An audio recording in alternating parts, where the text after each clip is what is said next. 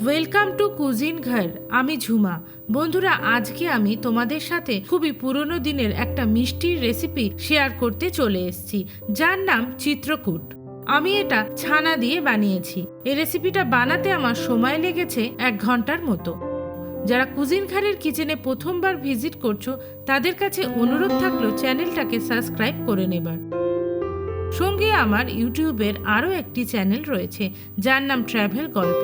পারলে ওটাকেও সাবস্ক্রাইব করে বন্ধু হয়ে যেতে পারো।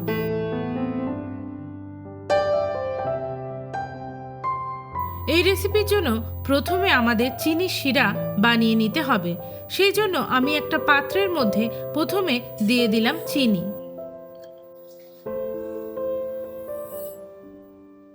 তারপর দিয়ে দিলাম জল। আমি এখানে যতটা চিনি নিয়েছি ঠিক একই পরিমাপেরই জল আমি নিয়ে নিয়েছি। এরপর চিনি আর জলটাকে ভালোভাবে মিশিয়ে নিতে হবে। তারপর গ্যাসটাকে জ্বেলে দিতে হবে। সঙ্গে আমি ফ্লেভারের জন্য এখানে ছোট এলাচকে ভেঙে দিয়ে দিয়েছি শিরার মধ্যে। এরপর চিনি আর জলটাকে ভালোভাবে নাড়িয়ে চাড়িয়ে দিতে হবে। কিছুক্ষণ বাদেই জলটা ফুটতে শুরু করবে। প্রায় 10 থেকে 12 মিনিট আমাদের শিরাটাকে ফুটিয়ে নিতে হবে। আমি এখানে চিনি শিরার মধ্যে সামান্য একটু স্যাফরনের ব্যবহার করলাম, যার ফলে মিষ্টির স্বাদটা আরো বেশি ভালো হবে, তবে এটা অপশনাল।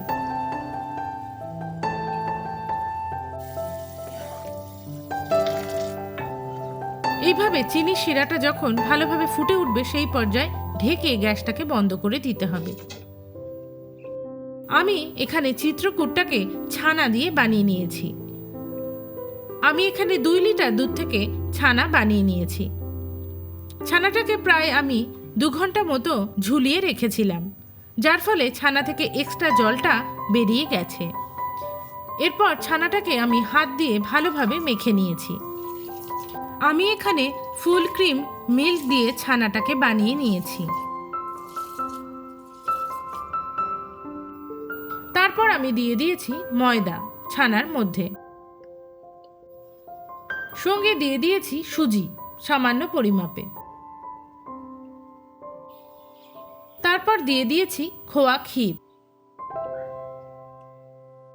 আর দিয়ে দিয়েছি খুব সামান্য পরিমাপে খাওয়া সোডা। তারপর আমি দিয়ে দিয়েছি ঘি। আমি এখানে 2 চামচ মতো ঘিয়ের ব্যবহার করলাম।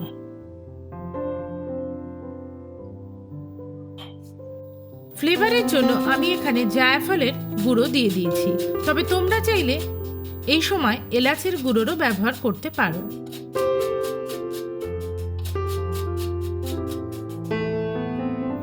এরপর সমস্ত উপকরণকে খুব ভালোভাবে ধৈর্য সহকারে মিশিয়ে নিতে হবে। খেয়াল রাখতে হবে ছানার মধ্যে যেন কোনো লাম্প না থাকে, আর প্রত্যেকটা উপকরণ যাতে ভালোভাবে একে অপরের সাথে মিশে যায় সেদিকটাও খেয়াল রাখতে হবে। তারপর আমি ওই মণ্ডর মধ্যে সামান্য পরিমাপে চিনিও দিয়ে দিয়েছি। এরপর চিনিটাকেও ভালোভাবে সমস্ত উপকরণের সাথে মিশিয়ে নিতে হবে।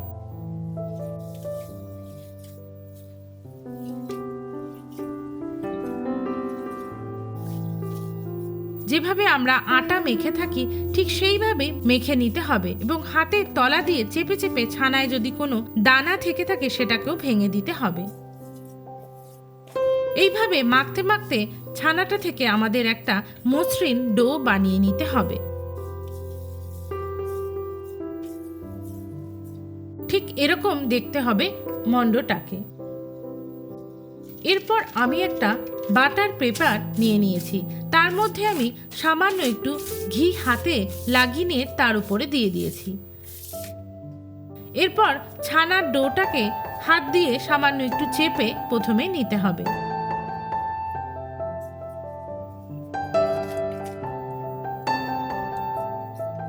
তারপর তার উপরে দিয়ে দিতে হবে বাটার পেপার। এরপর হাত দিয়ে সামান্য একটু চেপে নিতে হবে।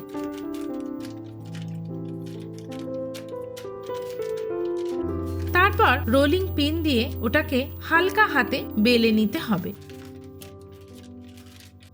বাটার পেপার দেওয়ার জন্য খুব সহজেই এই কাজটা আমাদের হয়ে যাবে।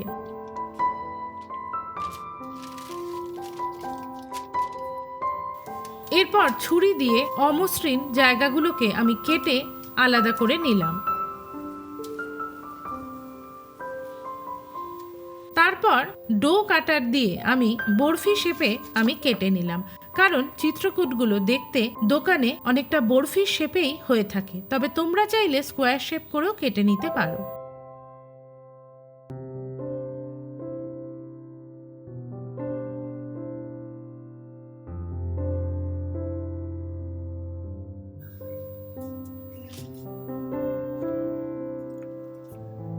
এইভাবে বরফি শেপ করে কেটে নিতে হবে। তারপর যে এক্সট্রা ছানাটা থাকবে সেটাকে আবার রুটির মতো বেলে আবার বরফি শেপ করে কেটে নিতে হবে।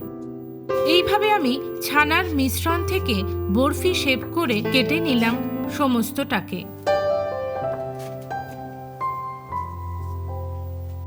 তারপর ফ্রাইং প্যানের মধ্যে বেশ অনেকটা মতো আমি সাদা তেল দিয়ে দিয়েছি।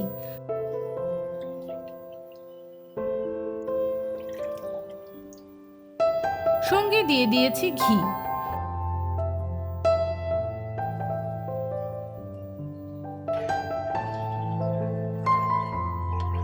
এরপর গ্যাসের ফ্লেমটাকে একদম লোতে করে দিয়ে অপেক্ষা করতে হবে তেলটা সামান্য গরম হবার জন্য। খেয়াল রাখতে হবে তেলের টেম্পারেচার যেন কোনোভাবেই খুব বেশি না হয়ে যায়। এরপর একে একে ওই বরফি শেপের টুকরোগুলোকে দিয়ে দিতে হবে তেলের মধ্যে। এই পর্যায়ে কোনোভাবেই নাড়াচাড়া করা যাবে না। কিছুক্ষণ বাদে দেখা যাবে বরফিগুলো আপনা আপনি তেলের উপরে ভেসে আসছে।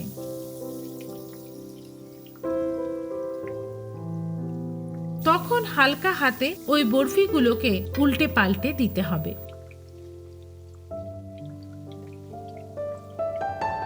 এই সময় এই কাজটা খুব সাবধানে করতে হবে যাতে কোনোভাবেই ভেঙে না যায়। আর তেলের টেম্পারেচারটা সব সময় যেন লোতে থাকে সেদিকটাও কিন্তু খেয়াল রাখতে হবে। তারপর এদিক ওদিক করে বেশ গোল্ডেন কালার আসা পর্যন্ত আমাদের এই চিত্রকূটগুলোকে ভেজে নিতে হবে।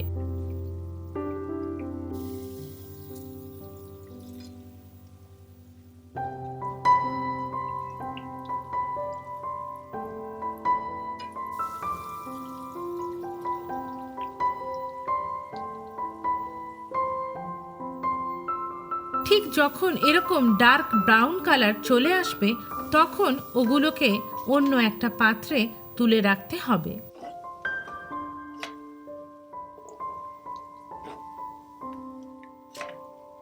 এরপর গরম শিরার মধ্যে একে একে ওই চিত্রকূটগুলোকে দিয়ে দিতে হবে।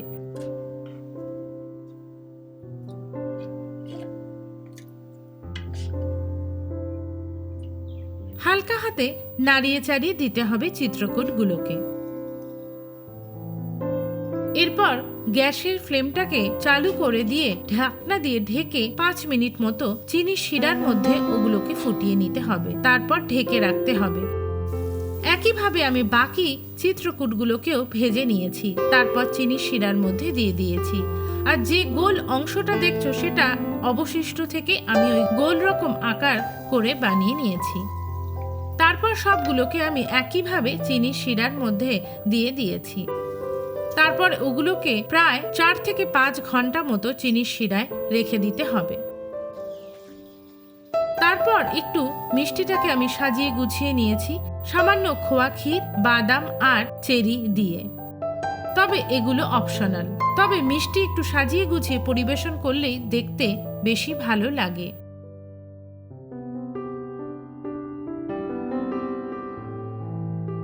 আর এইভাবেই খুব সহজেই তোমরা মিষ্টির দোকানের মতোই বাড়িতেও বানিয়ে ফেলতে পারবে চিত্রকূট। তাহলে বন্ধুরা আজকের এই মিষ্টির রেসিপি তোমাদের কেমন লাগলো? যদি ভালো লাগে তাহলে লাইক করো, শেয়ার করো আর কমেন্ট করতে ভুলো না।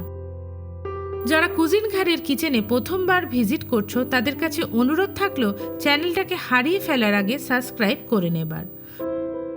সঙ্গে আমার সোশ্যাল পেজও রয়েছে, পারলে ওটাকেও ফলো করতে পারো। তাহলে বন্ধুরা দেখা হচ্ছে আগামী পর্বে নতুন কোনো রেসিপির সাথে। ততক্ষণ তোমরা ভালো থেকো, সুস্থ থেকো। আজ এই বলেই বিদায় নিলাম।